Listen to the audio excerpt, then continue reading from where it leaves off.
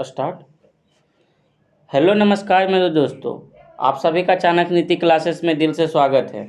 तो सबसे पहले आप सभी चेहरे पर मुस्कान लाइए ताकि आज का दिन बेहतर हो। तो आइए आज की मोटिवेशनल लाइन को देखते हैं जो हमें ऊर्जावान बनाएगी। अगर जीवन में सफलता प्राप्त करनी है तो मेहनत पर विश्वास करें। अगर जीवन में सफलता प्राप्त करनी है तो मेहनत पर विश्वास करें। किस्मत की आजमाइश तो जुए में होती है। ठीक है, अगर आप जीवन में सफलता चाहते हैं तो मेहनत कीजिए, मेहनत पे ही विश्वास कीजिए। और किस्मत की आजमाइश तो सच बात है कि जुए में होती है। क्या लक है क्या है वो सब जुआ में होता है, लेकिन सफलता के लिए मेहनत ज़रूरी है। इसलिए आप लोग मेहनत कीजिए और किस्मत अपनाना है तो आप जुआ खेलिए जाके। जुआ में जो है आप अपना किस्मत आजमाइएगा, लेकिन यहाँ सफलता प्राप्त करने के लिए मेहनत करना होगा। ठीक है, तो आइए आज की क्लास आगाज करने से पहले जय श्री राधे का नाम लेते हैं और आगाज करते हैं। प्राचीन भारत का आज का टॉपिक है स्वतंत्रता आंदोलन का द्वितीय चरण। आधुनिक भारत का जो है आज का टॉपिक है स्वतंत्रता आंदोलन का द्वितीय चरण, जो कि बहुत इम्पोर्टेंट टॉपिक है। यहाँ से क्वेश्चन आएगा इसको मतलब जो है यहाँ से क्वेश्चन फिक्स है। आधुनिक भारत का मेन टॉपिक है स्वतंत्रता आंदोलन का द्वितीय चरण। ठीक है, और आज जो है ज़्यादा क्वेश्चन इसमें बना था, इसलिए हम आज आधा करा देंगे, मतलब 50+ क्वेश्चन आज करा देंगे और कल जो है 50+ क्वेश्चन करा देंगे, क्योंकि बहुत लंबा टॉपिक हो जाता है। इसलिए जो है आज हम 50+ क्वेश्चन लिए हैं। ठीक है, और कल उसके बाद परसों जो है विश्व इतिहास करा देंगे। फिर अगले दिन से जो है जो सब्जेक्ट चलेगा उसका टॉपिक वाइज फिर कराया जाएगा, जिस तरह मतलब हम करा रहे हैं। ठीक है, पहले प्राचीन भारत पढ़ाएं, उसके बाद मध्यकालीन, उसके बाद आधुनिक। ठीक है, तो बिना देर किए हुए स्टार्ट करते हैं। क्वेश्चन नंबर 1 देखिएगा। वह कौन सा भारतीय नेता था जिसने बनारस के राजा शिव प्रसाद के साथ 1885 ईस्वी में भारतीय राष्ट्रीय कांग्रेस के संगठन का विरोध किया? ठीक है, आप लोग स्लो करके पढ़िएगा या रोक कर देख कर क्वेश्चन समझ कर आगे बढ़िएगा। ठीक है, हमें बहुत सारा क्वेश्चन लेके चलना होता है, इसलिए थोड़ा फास्ट पढ़ाते हैं। आप लोग रोक कर ध्यान से देख कर पढ़िएगा। ठीक है, और समझिएगा क्वेश्चन को। वह कौन सा भारतीय नेता था जिसने बनारस के राजा शिव प्रसाद के साथ 1885 ईस्वी में भारतीय राष्ट्रीय कांग्रेस के संगठन का विरोध किया? तो ऑप्शन सी, वह सैयद अहमद खान था। ठीक है, ऑप्शन सी होगा। क्वेश्चन नंबर 2 देखिएगा।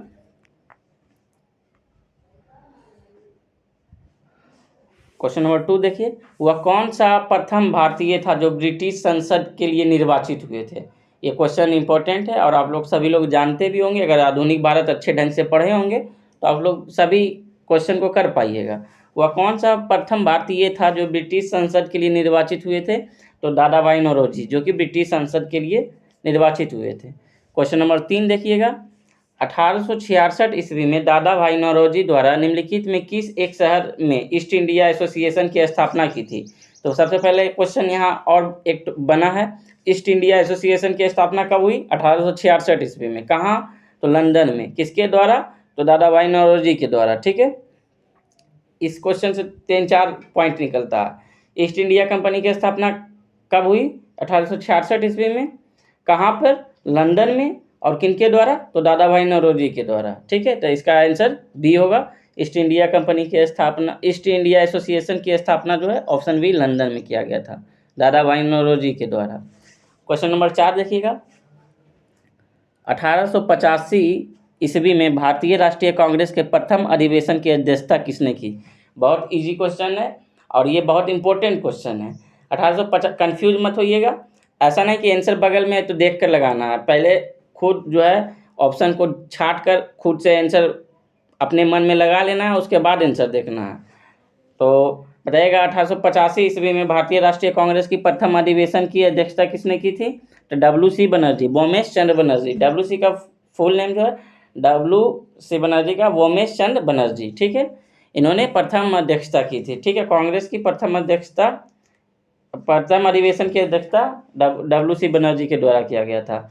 और इनके संस्थापक कौन थे? भारतीय राष्ट्रीय कांग्रेस के संस्थापक तो ए हो ह्यूम। ठीक है, ऑप्शन ए होगा, ए ओ ह्यूम।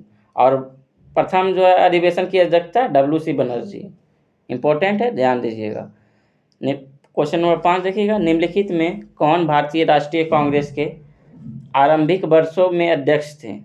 तो क्वेश्चन समझिए, कौन भारतीय राष्ट्रीय कांग्रेस के आरंभिक वर्षों में अध्यक्ष थे, मतलब कांग्रेस से पूर्व आरंभिक वर्षों में अध्यक्ष थे, तो दादा भाई नौरोजी। ठीक है, ऑप्शन डी होगा, ये भारतीय राष्ट्रीय कांग्रेस के आरंभिक वर्षों के अध्यक्ष रहे हैं। बताइएगा क्वेश्चन नंबर 6, कांग्रेस के दूसरे अध्यक्ष कौन थे? तो कांग्रेस के दूसरे अध्यक्ष यानी 1886 में कौन थे? तो दादा भाई नौरोजी थे। इसमें ऑप्शन नहीं दिया हुआ है दादा भाई नौरोजी, तो इनमें से कोई नहीं होगा। ठीक है, कांग्रेस के दूसरे अध्यक्ष कौन होंगे? दादा भाई नौरोजी। ठीक है, इनमें से कोई नहीं, ऑप्शन दादा भाई नौरोजी नहीं दिया है, तो ऑप्शन डी में इनमें से कोई नहीं है। ठीक, टिक लगाना है। देखिए, निम्नलिखित में से कौन इंडियन नेशनल कांग्रेस का प्रथम मुस्लिम अध्यक्ष था? तो यह भी इंपॉर्टेंट क्वेश्चन है। कौन इंडियन नेशनल कांग्रेस का प्रथम मुस्लिम अध्यक्ष था? तो बदरुद्दीन तैयब जी। ठीक है, बदरुद्दीन तैयब जी इंडियन नेशनल कांग्रेस का प्रथम मुस्लिम अध्यक्ष था। इंपॉर्टेंट है, इसको ध्यान रखना है। ठीक है, क्वेश्चन नंबर 8 देखिएगा। आज का टॉपिक में जितना भी क्वेश्चन बनेगा, स्वतंत्रता आंदोलन का द्वितीय चरण जो है बहुत इंपॉर्टेंट है। यहाँ से क्वेश्चन बहुत बार पूछा जाता है एग्जाम में, तो आज जितना भी क्वेश्चन है सभी इंपॉर्टेंट है, ध्यान से पढ़िएगा और ध्यान से सुनिएगा। ठीक है, वर्ष 1906 के कांग्रेस के वार्षिक अधिवेशन की अध्यक्षता किसने की? तो वर्ष 1906 के कांग्रेस के वार्षिक अधिवेशन की अध्यक्षता किसने की? तो दादा भाई नौरोजी के द्वारा। ठीक है, ऑप्शन सी दादा भाई नौरोजी। क्वेश्चन नंबर 9 देखिएगा, नरम दल तथा गरम दल के बीच मतभेद भारतीय राष्ट्रीय कांग्रेस के किस सम्मेलन में हुआ था? तो नरम दल तथा गरम दल के बीच मतभेद भारतीय राष्ट्रीय कांग्रेस के किस सम्मेलन में हुआ था? तो सूरत अधिवेशन में। ठीक है, सूरत अधिवेशन में जो है यह नरम दल और तथा गरम दल के बीच मतभेद भारतीय राष्ट्रीय कांग्रेस की सम्मेलन में हुआ था। क्वेश्चन नंबर 10 देखिएगा, ए हो यूम जी भारतीय राष्ट्रीय कांग्रेस के संस्थापक थे, तो ये क्या थे? तो ए हो यूम जी जो भारतीय राष्ट्रीय कांग्रेस के संस्थापक थे, ये क्या थे? तो ये एक सिविल कर्मचारी थे। ए हो यूम क्या थे? सिविल कर्मचारी थे जो भारतीय राष्ट्रीय कांग्रेस के संस्थापक थे। ठीक है, क्वेश्चन नंबर 11 देखिएगा, सरोजिनी नायडू को किस वर्ष कांग्रेस अधिवेशन का अध्यक्ष बनाया गया था? सरोजिनी नायडू को किस वर्ष कांग्रेस अधिवेशन का अध्यक्ष बनाया गया था? 1925 में। ठीक है, और यह प्रथम भारतीय महिला जो है कांग्रेस का अध्यक्ष बने थे। जनरेटर को बंद करवा दो भाई, साउंड यहाँ पकड़ लेगा। लाइट पता है? ठीक है, रहना है। बताइएगा क्वेश्चन नंबर 12, भारतीय राष्ट्रीय कांग्रेस की प्रथम महिला अध्यक्ष थी। तो भारतीय राष्ट्रीय कांग्रेस की प्रथम महिला अध्यक्ष कौन थी? तो ऑप्शन ई एनी बेसेंट। ठीक है, भारतीय राष्ट्रीय कांग्रेस की प्रथम महिला अध्यक्ष थी एनी बेसेंट। ठीक है, ऑप्शन ई एनी बेसेंट। और यही भारतीय राष्ट्रीय कांग्रेस की प्रथम भारतीय महिला अध्यक्ष कौन थी? इससे पहले वाला क्वेश्चन तो सरोजिनी नायडू 1925 में, और यह जो है भारतीय राष्ट्रीय कांग्रेस की प्रथम महिला अध्यक्ष पूछेगा तो एनी बेसेंट। ठीक है, क्वेश्चन में कंफ्यूज मत होइएगा। क्वेश्चन नंबर 13 देखिएगा,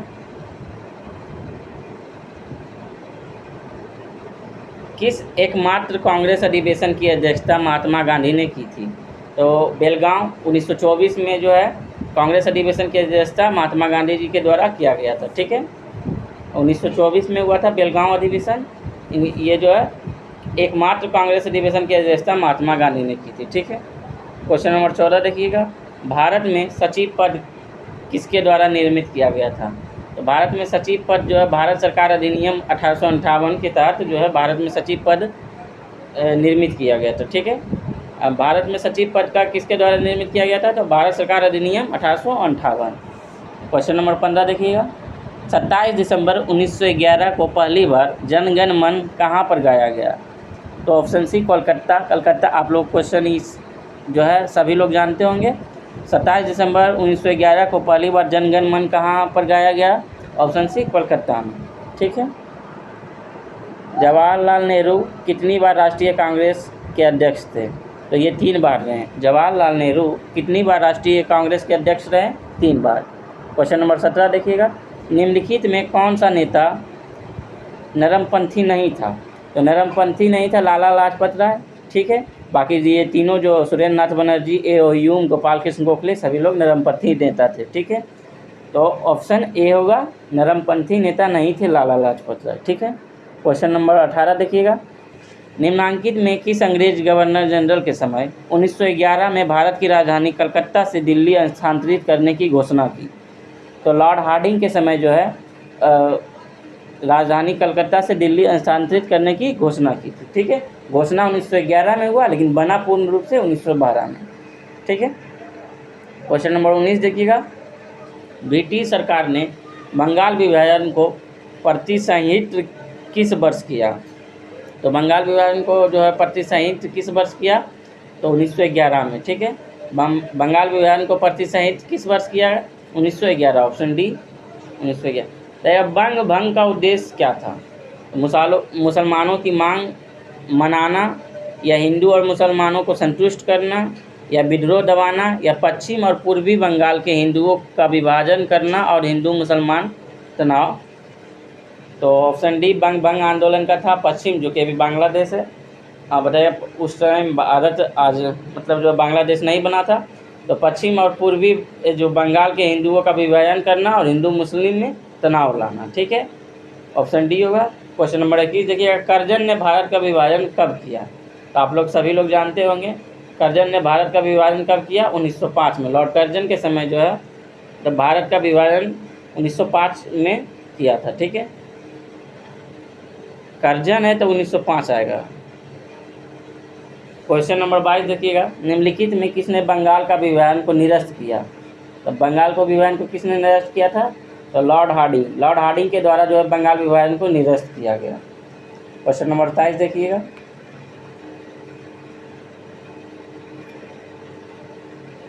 किस समय स्वदेशी आंदोलन प्रारंभ हुआ था? तो आप लोग सभी लोग जानते हैं किस समय स्वदेशी आंदोलन हुआ था। तो बंगाल विभाजन विरोधी के लिए यह आंदोलन चालू किया गया था। बंगाल विभाजन विरोधी आंदोलन के समय स्वदेशी आंदोलन चालू किया गया था। ठीक है। ऑप्शन डी दइएगा, ऐसा नहीं कि ऑप्शन ए मार देना असहयोग आंदोलन। क्वेश्चन कन्फ्यूज मत होइएगा। 24 नंबर क्वेश्चन देखिएगा, नरम दलील राष्ट्रवादी आंदोलन की मांग क्या थी? यानी नरम दल राष्ट्रवादी आंदोलन की मांग क्या थी? तो न्यायपालिका का कार्यपालिका से पृथक्करण करना। ठीक है। ऑप्शन सी होगा। क्वेश्चन नंबर 25 देखिएगा, ब्रिटिश सरकार ने कलकत्ता से दिल्ली राजधानी कब की थी? तो ब्रिटिश सरकार ने कलकत्ता से राजधानी दिल्ली 1912 में की थी और घोषणा 1911 में हुआ था। ठीक है। दोनों में कन्फ्यूज मत होइएगा, 1912 में की गई थी और घोषणा 11 में हुआ था। निम्नलिखित में किस अधिनियम द्वारा भारत में सांप्रदायिक निर्वाचक मंडल लागू किया गया? तो किस अधिनियम द्वारा भारत में सांप्रदायिक निर्वाचक मंडल लागू किया गया? तो 1909। ठीक है। 1909 में जो है 1909 अधिनियम के तहत भारत में सांप्रदायिक निर्वाचक मंडल लागू किया गया। इंपॉर्टेंट है, क्वेश्चन पूछा जाता है ये वाला कि किस अधिनियम द्वारा भारत में सांप्रदायिक निर्वाचक मंडल लागू किया गया? तो 1909। ठीक है। क्वेश्चन नंबर 27 देखिएगा, गदर पार्टी का मुख्यालय कहाँ था? आप लोग सभी जानते हैं गदर पार्टी का मुख्यालय कहाँ था? तो सैन फ्रांसिस्को में। ठीक है। गदर पार्टी का मुख्यालय कहाँ था? San Francisco. Option C. Question number 28, किसने भारतीय राष्ट्रीय कांग्रेस पर प्रार्थना याचना तथा विरोध की राजनीति करने का आरोप लगाया था? तो किसने भारतीय राष्ट्रीय कांग्रेस पर प्रार्थना याचना तथा विरोध की राजनीति करने का आरोप लगाया? बाल गंगाधर तिलक। बाल गंगाधर तिलक कहते थे कि कांग्रेस भीख मांगती है, आज़ादी नहीं मांगती है, कांग्रेस भीख मांगती है, यानी प्रार्थना करती है कि हमें आज़ादी दे दो। तो ये मतलब बाल गंगाधर तिलक का कहना था। ठीक है। इसलिए ऑप्शन बी होगा, किसने भारतीय राष्ट्रीय कांग्रेस पर प्रार्थना याचना तथा विरोध की राजनीति का आरोप लगाया? तो बाल गंगाधर तिलक ने भारतीय राष्ट्रीय कांग्रेस मतलब कांग्रेस को यह कहा गया। ठीक है कि ये भीख मांगती है, भीख मांगने से आज़ादी नहीं मिलती है, इस तरह का मतलब बात बोले थे। ठीक है। प्रार्थना करता है कि हमें आज़ादी दे दो, उससे आज़ादी नहीं मिलेगा, बाल गंगाधर तिलक का कहना था। रहेगा, गृह शासन आंदोलन निम्नलिखित में मतलब गृह शासन आंदोलन निम्नलिखित ने प्रारंभ किया था, मतलब कौन प्रारंभ किया था गृह शासन आंदोलन? तो बाल गंगाधर तिलक। बाल गंगाधर तिलक के द्वारा एक गृह शासन आंदोलन जो है प्रारंभ किया गया था। निम्नलिखित में कौन उग्रपंथी नहीं है? तो उग्रपंथी नहीं है कौन? तो बाल गंगाधर तिलक ये उग्रपंथी है, मदन लाल ये भी उग्रपंथी, उधम सिंह ये भी उग्रपंथी, गोपाल कृष्ण गोखले जो है ये नरमपंथी है। ठीक है। गोपाल कृष्ण गोखले नरमपंथी दल के थे। तो यह क्वेश्चन नंबर 31, भारतीय राष्ट्रीय आंदोलन के इतिहास में 1916 का लखनऊ समझौता विशिष्ट है क्योंकि, तो भारतीय राष्ट्रीय आंदोलन के इतिहास में 1916 का लखनऊ समझौता विशिष्ट क्योंकि इसने हिंदू व मुसलमानों के लिए पृथक चुनाव पद्धति की समाप्ति की। ऐसा नहीं है। इसने भारत की प्रथम विश्व युद्ध में गैर हिस्सेदारी का निर्णय किया। ये भी नहीं है। कांग्रेसियों के दोनों समूह के बीच मतभेद को सुलझाया था। ठीक है, जो है मतभेद 1960 में हुआ था। ठीक है, सूरत अधिवेशन में। और यह जो है लखनऊ अधिवेशन, और 1916 में लखनऊ अधिवेशन में जो है कांग्रेसियों को दोनों समूह के बीच मतभेद को सुलझाया। ठीक है, साथ में जो दोनों का मतभेद हुआ था और 1916 में सुलझाया गया था। इस टाइम अंबिका चरण मजमूदार थे। ठीक है, 1916 में अंबिका चरण मजमूदार थे। क्वेश्चन नंबर 32 देखिएगा। प्रथम विश्व युद्ध की अवधि में स्वशासन आंदोलन किसके द्वारा आरंभ किया गया? प्रथम विश्व युद्ध की अवधि में स्वशासन आंदोलन किसके द्वारा आरंभ किया गया? तो option D, Shrimati Annie Besant एवं तिलक के द्वारा जो है स्वशासन आंदोलन आरंभ किया गया था। होम रूल आंदोलन के संदर्भ में कौन सा कथन असत्य है? तो इस होम रूल आंदोलन, इसका नेतृत्व लोकमान्य तिलक एवं एनी बेसेंट के द्वारा किया गया था। तिलक एवं एनी बेसेंट ने अपने पृथक लीग की स्थापना की थी। होम रूल लीग आंदोलन दूसरे विश्व युद्ध के प्रति भारत की प्रतिक्रिया थी। होम रूल आंदोलन जो है दूसरे विश्व युद्ध की प्रति भारत की प्रतिक्रिया थी। ठीक है, ऑप्शन सी होगा इसका आंसर। निम्नलिखित में भारतीय नेताओं पर विचार कीजिए। तो भारतीय नेता मतलब वरिष्ठ नेता कौन कौन थे? तो जैसे राष्ट्रीय दृष्टिकोण से उनका सही कालानुक्रम बताइए। तो ऑप्शन एक में राजा राम मोहन राय होगा, और बी में दादा भाई नौरोजी। एक पहले राजा राम मोहन राय, उसके बाद दादा भाई नौरोजी, उसके बाद मोतीलाल नेहरू, उसके बाद महात्मा गांधी। ठीक है, ऑप्शन बी होगा। मतलब वरिष्ठ कौन थे? पहले सबसे पहले भारतीय राजनीति में कौन अपना मतलब दृष्टि दिखाए थे? तो राजा राम मोहन राय पहले, उसके बाद दादा भाई नौरोजी, उसके बाद मोतीलाल नेहरू, उसके बाद महात्मा गांधी। ठीक है, तो ऑप्शन बी होगा। मोहनदास करमचंद गांधी की माता कौन थी? तो ये सभी जानते हैं, पुतली बाई। ठीक है, मोहनदास करमचंद गांधी की माता कौन थी? पुतली बाई। महात्मा गांधी के राजनीतिक गुरु कौन थे? ये सभी लोग जानते हैं, गोपाल कृष्ण गोखले। महात्मा गांधी के राजनीतिक गुरु कौन थे? गोपाल कृष्ण गोखले। बताइएगा, महात्मा गांधी का जन्म कहाँ हुआ था? तो पोरबंदर, गुजरात। ये भी आप सभी लोग जानते हैं। बताइएगा, महात्मा गांधी ने पहली बार सत्याग्रह प्रयोग कहाँ किया था? तो सत्याग्रह प्रयोग सबसे पहली बार जो है दक्षिण अफ्रीका में किया था। ऐसा नहीं कि चंपारण सब टिक लगाना है। दक्षिण अफ्रीका में जो है महात्मा गांधी ने पहली बार सत्याग्रह का प्रयोग किया था। क्वेश्चन नंबर 38 देखिएगा। किस आंदोलन के साथ महात्मा गांधी ने भारतीय राजनीति में पदार्पण किए थे? ये क्वेश्चन को समझिए। किस आंदोलन के साथ महात्मा गांधी ने भारतीय राजनीति में, ठीक है, भारतीय राजनीति में पदार्पण किए थे? तो चंपारण। ठीक है, ऑप्शन बी चंपारण 1917 में हुआ था। यही इसी में जो है भारतीय राजनीति में पदार्पण हुए थे महात्मा गांधी। ठीक है, 39 देखिएगा। चंपारण संघर्ष के दौरान महात्मा गांधी के साथ कौन कौन शामिल थे? तो वल्लभ भाई पटेल व विनोबा भावे, ये नहीं। जवाहरलाल नेहरू व राजेंद्र प्रसाद, जवाहरलाल नेहरू नहीं थे, राजेंद्र प्रसाद थे। राजेंद्र प्रसाद हुआ अनुग्रह नारायण सिंह, ऑप्शन सी यही होगा। ठीक है, राजेंद्र प्रसाद हुआ अनुग्रह नारायण सिंह। क्वेश्चन नंबर 40 देखिएगा। गांधी किस कृषक आंदोलन से संबंधित है? तो चंपारण से संबंधित है। बारदोली तो सरदार वल्लभ भाई पटेल होंगे, और खेरा से थे। ए और सी दोनों होगा। ठीक है, ऑप्शन ए और सी दोनों, यानी डी आंसर। महात्मा गांधी ने निम्न में से किस में भूख हड़ताल की थी? तो भूख हड़ताल जो है अहमदाबाद मिल मजदूर के लिए किया था। ये जो है उन्हीं के अहमदाबाद जो है मिल मजदूर के लिए यह किया गया था। ठीक है, पहली बार भूख हड़ताल महात्मा गांधी के द्वारा। यह इंपॉर्टेंट है, इसको याद रखिएगा। क्वेश्चन नंबर 42 देखिए। मॉन्टेग्यू चेम्स सुधार किस वर्ष पारित हुआ? तो आप लोग सभी जानते हैं मॉन्टेग्यू चेम्सफोर्ड जो है किस वर्ष पारित हुआ? 1919। ठीक है, मॉन्टेग्यू चेम्सफोर्ड सुधार किस वर्ष पारित हुआ? 1919। भारत सरकार अधिनियम 1919 की सबसे बड़ी विशेषता यह थी कि इनमें से निम्नलिखित का समावेश किया गया था।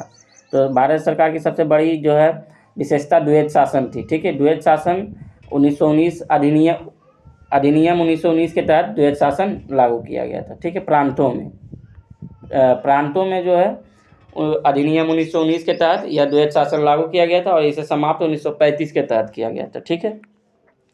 रॉलेट एक्ट 1919 ब्रिटिश सरकार को अधिकृत करता है। तो रॉलेट एक्ट जो है किससे मतलब ब्रिटिश सरकार को अधिकृत करता है? भारतीय कैद की अवधि बढ़ाने के लिए नहीं, किसी औद्योगिक इकाई की स्वेच्छा से बंद करने के लिए ये भी नहीं, 1921 तक सभी राजनीतिक बंदियों को रिहा करने के लिए ये भी नहीं, बिना परीक्षण के किसी भी व्यक्ति को किसी भी समय बंधक बनाने की, मतलब ना अपील ना दलील और बिना मतलब वारंट कुछ भी जारी किए हुए जो है उठाकर कैदियों जेल में डाल देना। ठीक है। ना अपील ना दलील। ठीक है। रॉलेट एक्ट को काला कानून भी कहते हैं और ये 1919 में जो है लाया गया था ब्रिटिश सरकार द्वारा। 45 नंबर देखिएगा, सत्याग्रह आंदोलन के संबंध में कौन सा कथन सही है? यह महात्मा गांधी द्वारा चलाया गया। इसका उद्देश्य कूट तथा अन्यायपूर्ण नियमों का शांतिपूर्ण प्रतिरोध करना था। यह रविवार 6 अप्रैल 1919 सत्याग्रह दिवस के रूप में मनाया गया। उपयुक्त में सभी सही है। तो इसका आंसर डी, यह महात्मा गांधी द्वारा चलाया गया था सत्याग्रह आंदोलन। इसका उद्देश्य था अन्यायपूर्ण नियमों को शांतिपूर्ण प्रतिरोध करना और रविवार 6 अप्रैल 1919 सत्याग्रह दिवस के रूप में मनाया गया था। ठीक है। ऑप्शन डी उपयुक्त में सही। 46 देखिएगा, महात्मा गांधी किस आंदोलन में मार्च 1919 में धरना पर बैठे थे? तो किस आंदोलन में? तो रॉलेट एक्ट के विरोध में। ठीक है। महात्मा गांधी जो है 1919 में धरना पर बैठे थे रॉलेट एक्ट के विरोध में।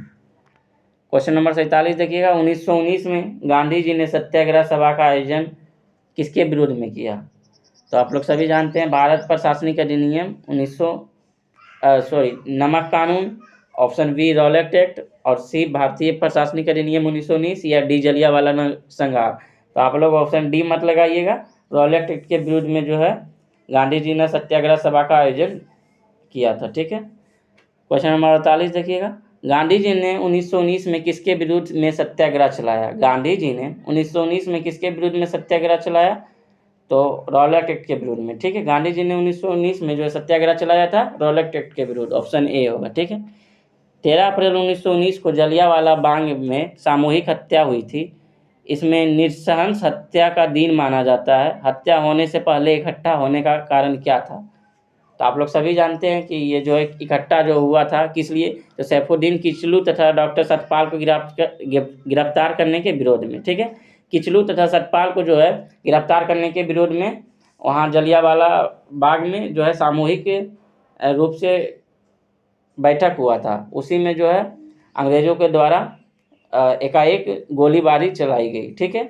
उसमें बहुत सारा हत्या हुआ या जो है इकट्ठा होने का कारण क्या था? तो किचलू तथा सतपाल को गिरफ्तार करने के विरोध में। ठीक है। क्वेश्चन नंबर 50 देखिएगा, जलियांवाला बाग दुर्घटना किस सन हुई? तो आप लोग सभी जानते हैं 1919 को। ठीक है।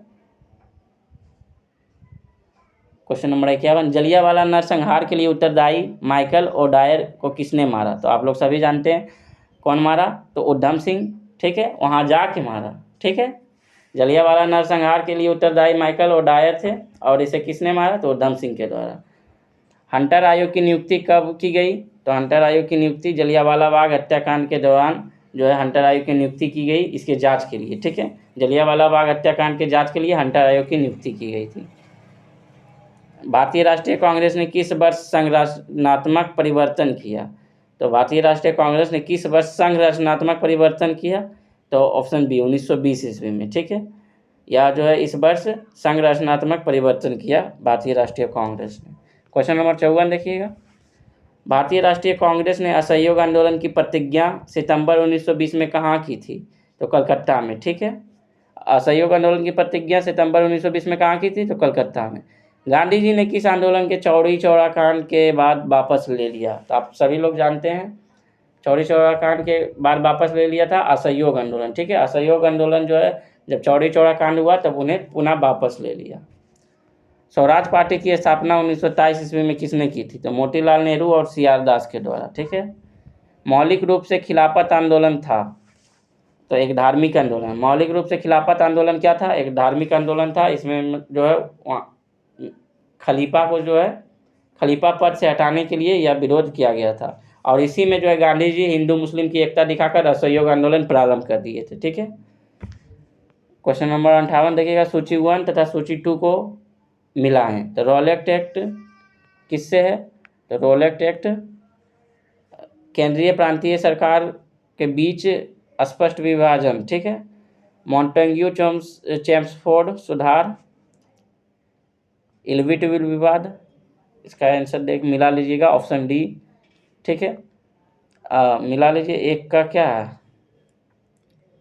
रोलेट एक्ट 1 का 3, ठीक है। केंद्रीय और प्रांतीय सरकारों के कार्य के बीच स्पष्ट विभाजन, और बी का 2 जो कि बिना जूरी के राजनीतिक मुकदमों पर विचारण की न्यायाधीशों की शक्ति दी गई, और इल्बर्ट विल विवाद जो है भारतीय मजिस्ट्रेट ब्रिटिश विषयों वाले मुकदमों पर निर्णय दे सकते हैं, और ऑप्शन डी 1892 का इंडिया जो है चुनाव का सिद्धांत अप्रत्यक्ष रूप से काउंसिल एक्ट से व्यवहार में लाया गया, ठीक है। ऑप्शन डी होगा इसका आंसर। तो आज इतने 50+ क्वेश्चन रखे थे, और कल जो है 50+ क्वेश्चन रखेंगे, ताकि जो है ये आधुनिक भारत का इम्पोर्टेंट टॉपिक जो है स्वतंत्रता का द्वितीय चरण, ठीक है, ये समाप्त हो जाएगा। उसके बाद जो है विश्व इतिहास, स्वतंत्रता आंदोलन का द्वितीय चरण समाप्त होने के बाद विश्व इतिहास स्टार्ट करेंगे, ठीक है। और 2 बजे क्लास जो है करंट अफेयर्स का अपलोड किया जाता है, कल लेट हुआ था और आज अपने टाइम पर अपलोड किया जाएगा। और शाम को जो है सेट लगाया जाता है, टेलीग्राम चैनल पे सेट अपलोड किया जाता है, सेट आप लोग ज़रूर लगाइए। और शाम को 6 बजे ग्रुप डिस्कशन, ठीक है। स्पीडी, NCERT और करंट अफेयर्स तीनों का जो है होमवर्क सीरीज टेलीग्राम चैनल पे अपलोड किया जाता है, और वही तीनों से ग्रुप डिस्कशन होता है, ठीक है। तो शाम को 6 बजे से 7 बजे होता है, और 7 बजे हम वीडियो को अपलोड कर देते हैं, ठीक है। तो आज के लिए इतना ही, थैंक यू, जय हिंद।